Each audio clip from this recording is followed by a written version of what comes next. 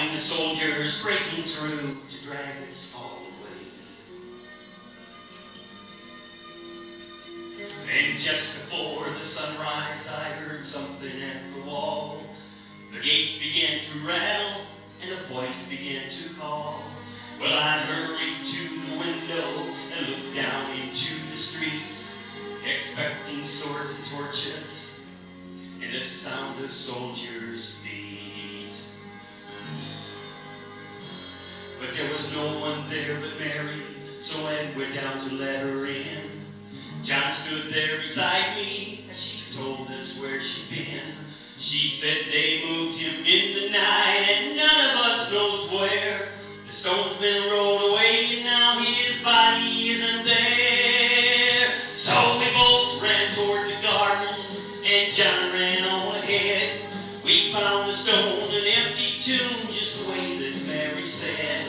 And the winding sheets they wrapped him in was just an empty shell.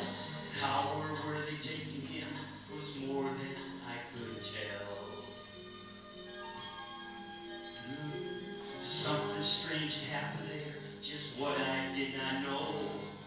John believed a miracle, but I just turned to gold. Circumstance and speculation couldn't lift me very high, 'cause I seen them crucify him, and then I saw him die. Back inside the house again, the guilt and anguish came. Everything I'd promised him just added to my shame. When at last it came to choices, I denied I knew his name. And even if he was alive, it wouldn't be the same. Then suddenly, the air was filled with a strange and sweet perfume.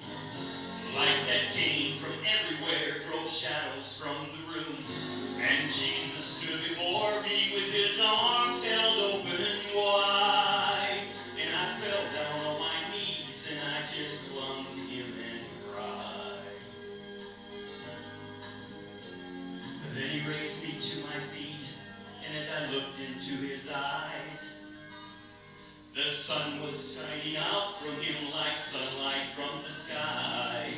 Guilt and my confusion disappeared in sweet release. And every fear I ever had just melted into peace.